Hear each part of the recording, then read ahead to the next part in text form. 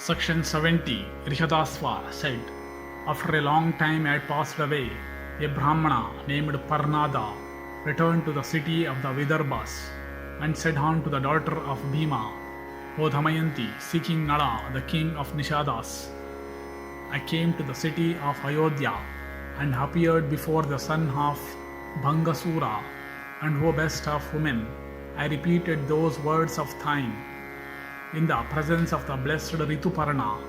But hearing them, neither that ruler of men nor his courtiers answered anything, although I had heard them repeatedly. Then after I had been dismissed by the monarch, I was accosted by a person in the service of Rituparna, named Vahuka, and Vahuka is the charioteer of that king, of unsightly appearance and possessed of short arms, and he is skillful in driving with speed, and well acquainted with the culinary art. And sighing frequently and weeping again and again, he inquired about my welfare, and afterwards said these words: Chaste women, although fallen into distress, yet protect themselves, and thus certainly secure heaven. Although they may be deserted by their lords, they do not yet become angry on that account. For women that are chaste lead their lives encased in the armor of virtuous behavior. It behaveth her not to be angry, since he that deserted her was overwhelmed with calamity and deprived of every bliss. A beauteous and virtuous woman should not be angry with one that was deprived by birds of his garment while striving to procure sustenance, and who is being consumed with grief.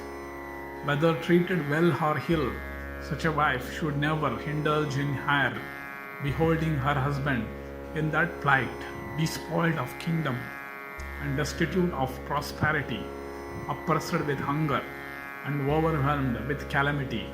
Hearing these words of his, I have speedily come here. Thou hast now heard all.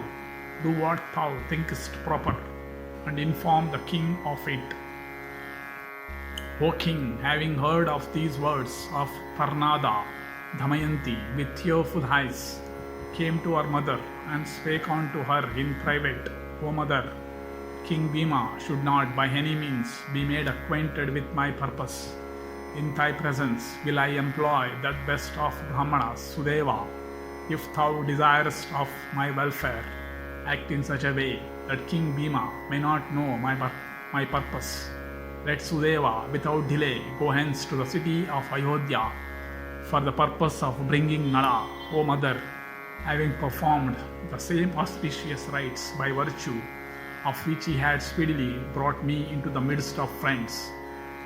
With these words, after Parnada had recovered from fatigue, the princess of Vidarbha worshipped him with profuse wealth, and also said, When Nala will come here, O Brahmana, I will bestow on thee wealth in abundance again.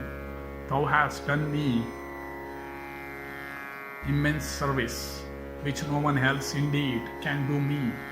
For owing to that service of thine, O thou best of the regenerate ones, I shall speedily regain my lost lord.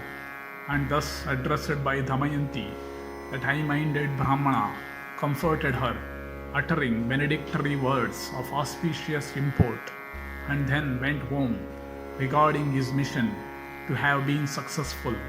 And after he had gone away, Damayanti, oppressed with grief and distress, calling Sudeva, addressed him, O Yudhishthira, in the presence of her mother, saying, O Sudeva, go thou to the city of Ayodhya, straight as a bird, and tell King Rituparna, living there, these words: Bhima's daughter, Damayanti, will hold another Swayamvara.